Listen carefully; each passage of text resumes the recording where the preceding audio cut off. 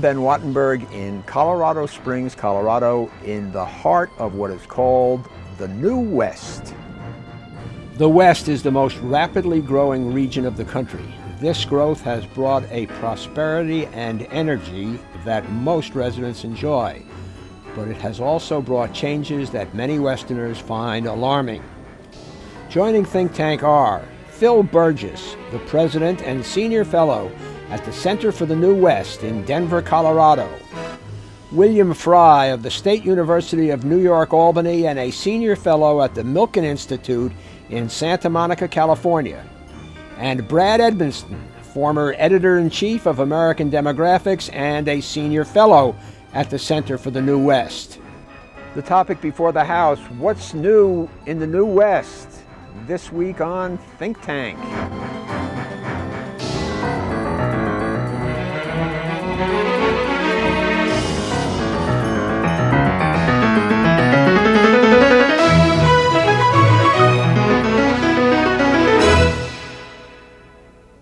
An influential think tank, the Center for the New West, recently convened a roundtable here to better understand some of the powerful trends that are shaping this area that some applaud and some condemn.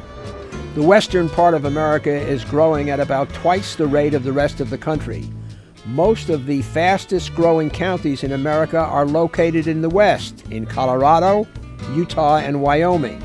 And 9 of the top 10 fastest growing states are in the West.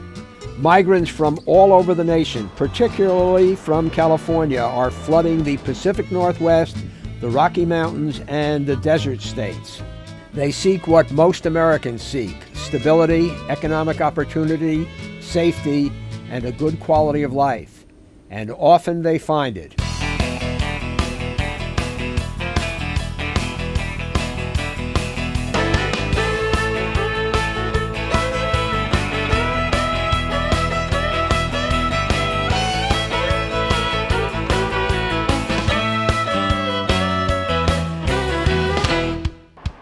Some feel that the very conditions they left in California or in the East are now being replicated in the West. To find out more, we talked to conference participants at the historic Penrose House in Colorado Springs. The structure is the former home of Spencer Penrose, a mythic Westerner, a philanthropist, and the man who helped put together the Kennecott Copper Company. The conference center is now maintained by the El Pomar Foundation.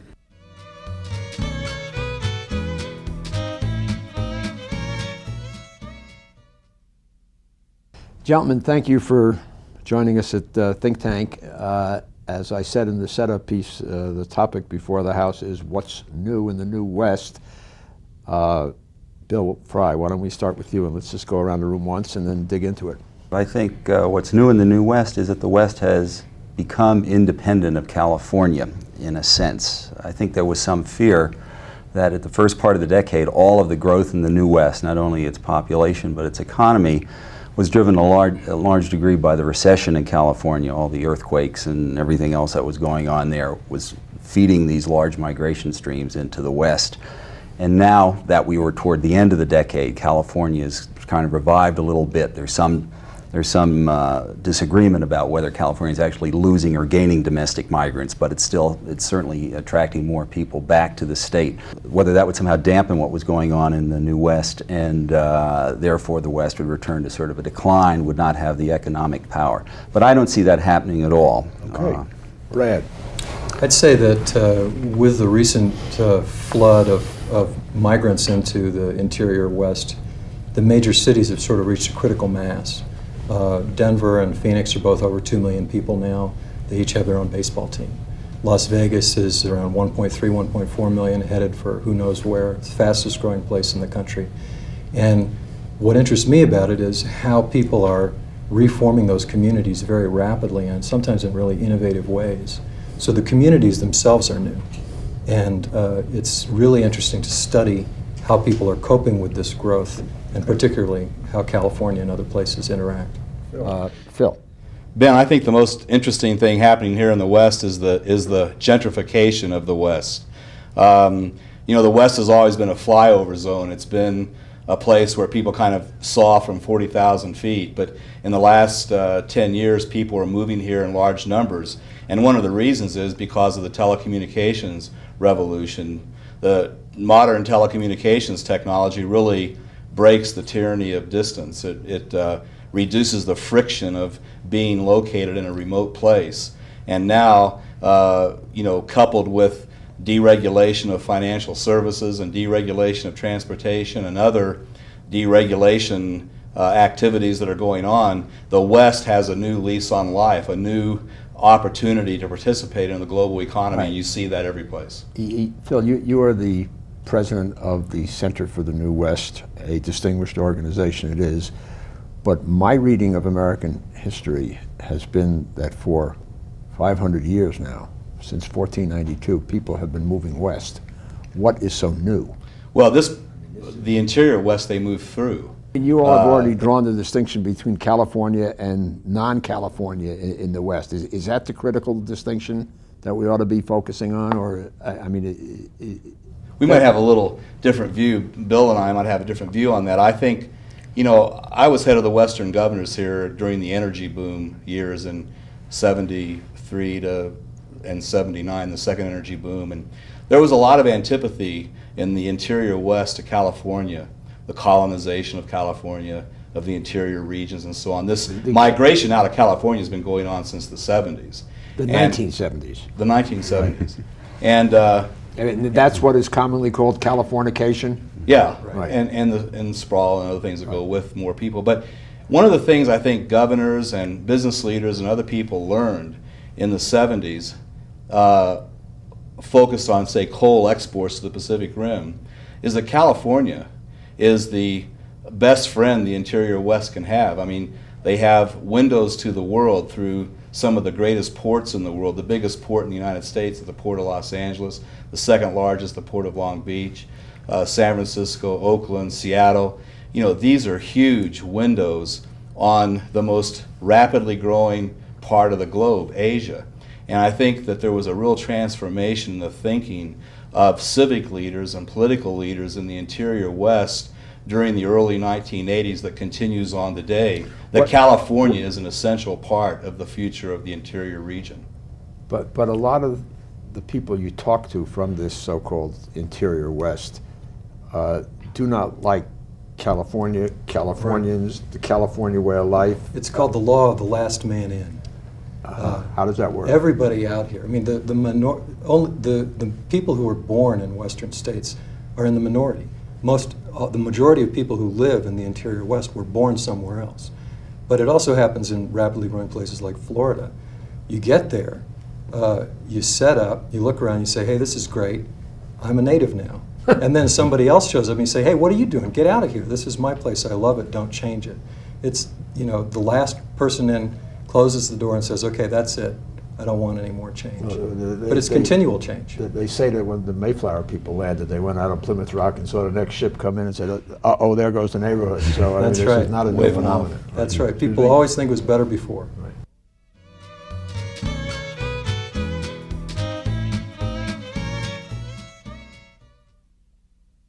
Tell me about some of the industrial technological growth that's going on here. Well, there's a lot of high-tech stuff going on. Some of my colleagues at the Milken Institute are going to put out a big study about this. I don't want to take the thunder away from them, but they Silicon Valley, they have Microsoft in Seattle, the Utah corridor, and then lots more. Correct, and they will identify what are called high-tech clusters, which were all over the New West, which will attract a lot of What are engineers. some of the others?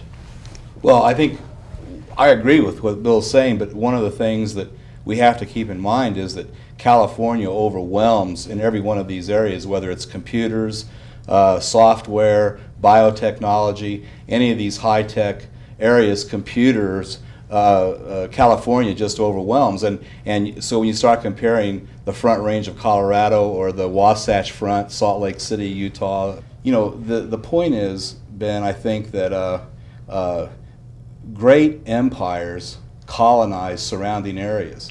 And I think that that's really what's happening with California. California is a place that is a source of people and enterprises for the interior West. Colonies historically revolt. Well, you know, they revolt. Just for the record. If they're Yeah. not treated well. Yeah. If they're not treated well, right. That's the Right. point. Brad's got the point, I think. And I think the really important thing, I think, is that as, you know, in 1991 and 92, when the recession came in California and then the recovery, it really wasn't a recovery. It was really a recession that camouflaged a transformation of the California economy. Because, you know, construction didn't come back, aerospace didn't come back, you didn't have a recovery. What you had was the growth of a computer industry that created more jobs during that 3-year period than were lost in aerospace. You also had the growth of a multimedia industry in California that created more jobs than were lost in aerospace. And so, and as those companies expanded and property got expensive and things like that, certain spin-offs didn't go down the road. They went to Utah, they went to Arizona, they came to Colorado. Apple Computer builds a manufacturing facility right here in Colorado Springs. Those kinds of things have been happening all over the West. And I think that I think there's a symbiotic relationship between what's happening in the interior West and what's happening in California. And I think it's healthy for both sides.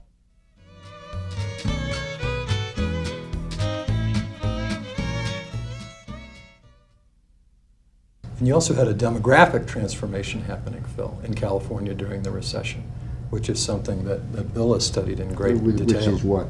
Well, it's you know, the importance of immigration as opposed to domestic migration is the major source of growth for California, and I think part of all Latino, and Latino, Hispanic, Asian, and from Russian, other parts of the world. Palestinians. Palestinians.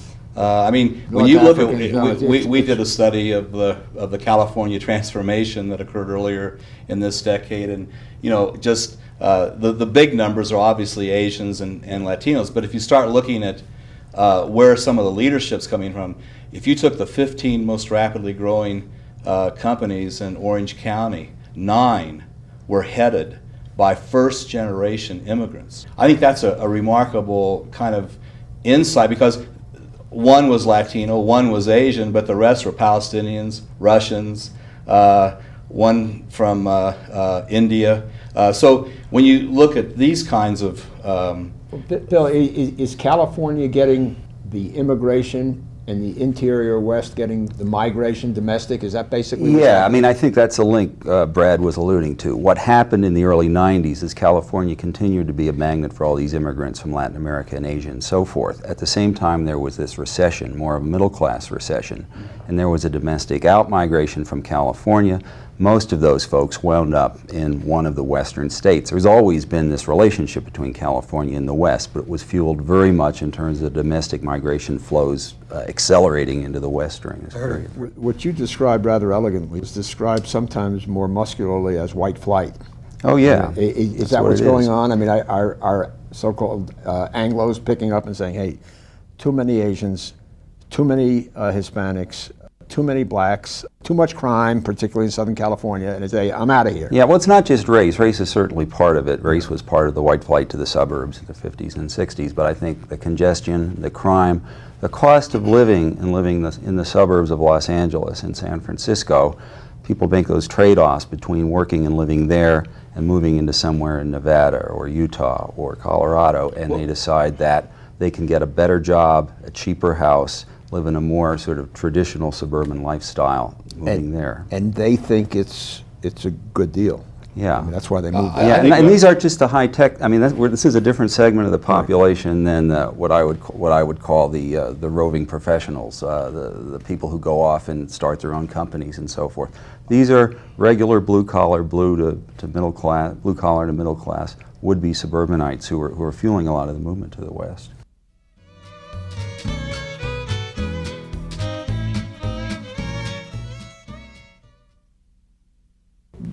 Burgess here is a big salesman of the New West. He thinks it's great. You guys seem to think it's pretty good stuff. I have no problem with it. I'm not a salesman, I just tell the truth. I understand, but You think it sounds like right, sales. but I don't live here, and you talk to people here, and all the things you are describing is wonderful. More people coming in, more population growth. A lot of people, including some of the men working the cameras in this particular shoot, say yuck. You know, what are these people doing? You can't, it takes 45 minutes to commute into Denver, it does this, it does that. It's just growing too fast. Nobody's planning, you know, get out of my hair. What do you do about that? Well, there's a lot of open space to develop. Not everyone has to live downtown. Not everybody has to live exactly close to where the main population centers are. And I think the West is as much open development space as anywhere else in the country. One of the things that is happening, I agree with Bill on that, is that number one, lots of downtown areas are becoming more heavily populated. Denver, Portland, Seattle, other places in the West. A second thing, Ben, that's really interesting, I think, is what we at the center have called leapfrog counties. What we're beginning to see now, if you look at the most rapidly growing counties in the United States, many are in the West, and many of those in the West and outside the West are one county removed from the center city. For example, Nye County, Nevada. Yeah, Nye County, Nevada, or Howard County in Maryland, 2 counties out from Baltimore, or McHenry County in Illinois, 2 counties out from Cook County, or Douglas County here in Colorado, 2 counties out from Denver. So you know, once again, that's a technology issue because people now know. And that's what yields what one of you called a rural renaissance, which happens to be a phrase that's been around this country also for about 200 years. But is is that what you're seeing now, a rural renaissance? Yeah, I think that both because of this kind of movement that Phil was talking about, but also the getting back to these would-be suburbanites, they're also fueling a lot of this this kind of rural renaissance in a smaller and sort of, again, less high-profile places, but also establishing communities, in a sense, in places that wouldn't have that sense of community before. And I think that's another part of the picture that's not just at the high end of the economic spectrum of folks moving in, but sort of plain middle-class folks moving in. I have a somewhat darker view of this growth, I think, than my friends do. Your ex-friends. Well, no, they're still my friends. We can disagree, but it seems to me that one of the main reasons people move here now is that it's such a great place to be. It's a great place to live, great place to play, and one of the laws of migration is that migration is like sinning. If you do it once, you're more likely to do it again.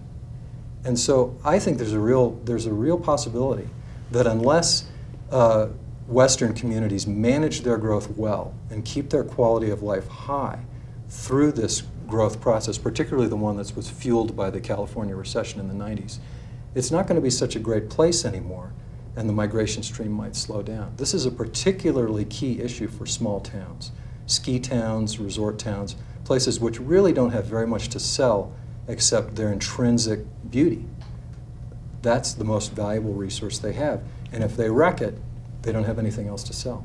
And you know, there's something, I've been looking through some of your literature. You are saying that the West is now sort of overtaking the South. And I guess the growth rate is surely faster in the West than in any of the other 3 regions. Mm-hmm. But the South is probably growing second fastest, mm-hmm. and still has by far mm-hmm. the greatest number of people of any of the 4 regions, which are the Northwest, Midwest, right. West, and South. The South is still the plurality area of this country. Yeah, it was only 10 years ago that Joel Garreau called this region the Great Empty Quarter. So right. It's filling up, but it's filling up slowly. But it's filling up slowly, but at a fast rate. Yeah, but at a faster rate than the South. But I think the other point here is what's the quality or the character of the growth. And I think that, you know, just to give one little fix on that, about 2 years ago, the San Francisco Federal Reserve did a study of the diversification of the U.S. economy by state. California was number 1, Illinois was number 2, Colorado was number 3. I mean, that is a profound change over what would have been found in 1960 or 1950 or even by 1975. Where it would have been energy and minerals and skiing, yeah. Period. And so the domination of this part of the country by natural resource industries is, as my colleagues have also pointed out, you know, has really changed right before our eyes. And so that's why the kind of growth that we see now has a very solid diversified base.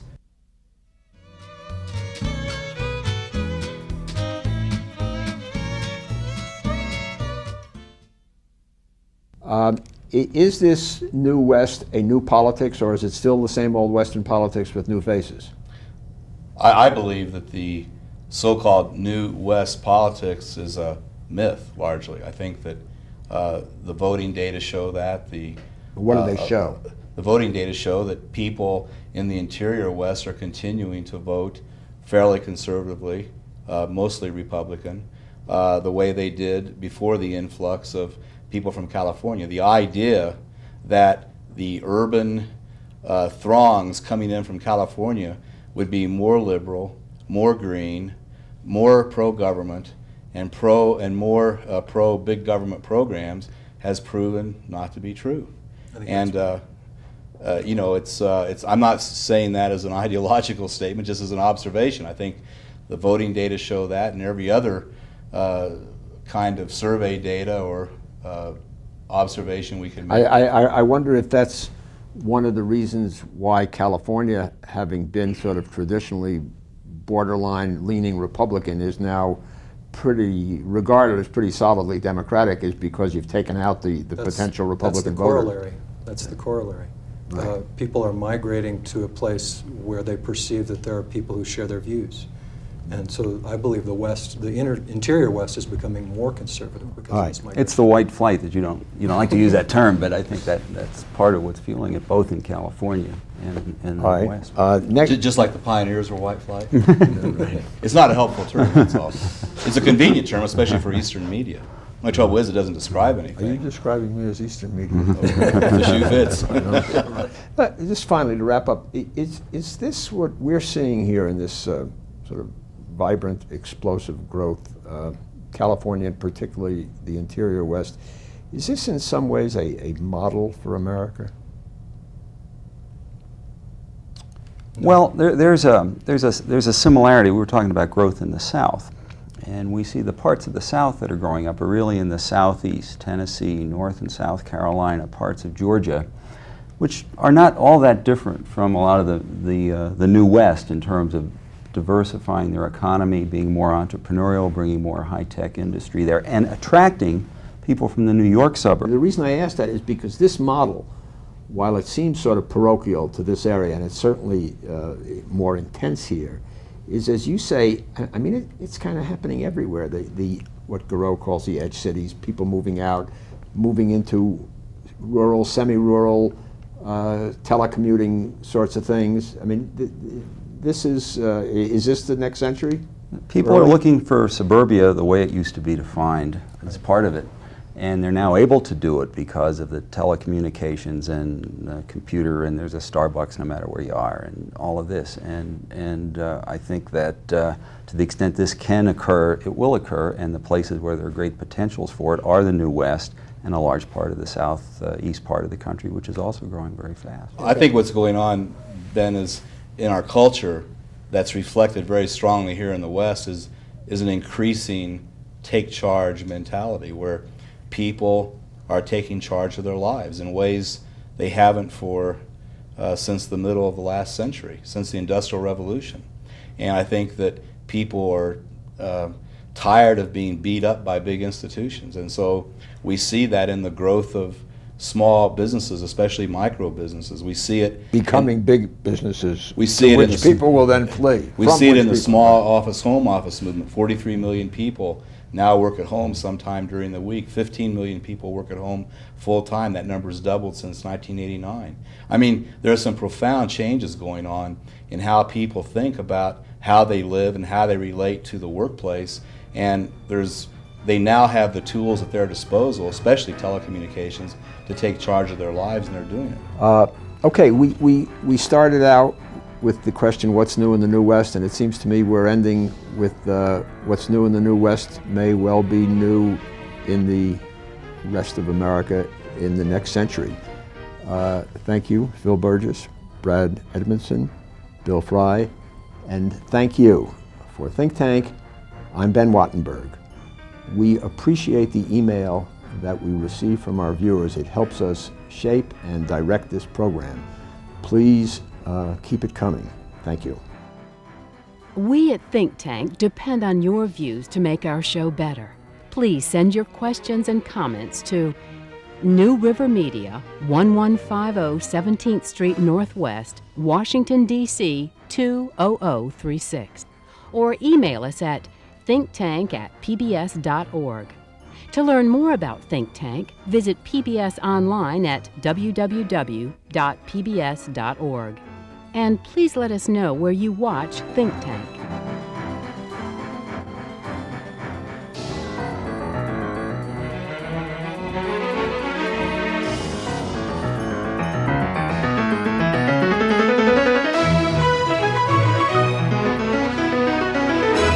This has been a production of BJW Incorporated in association with New River Media, which are solely responsible for its content.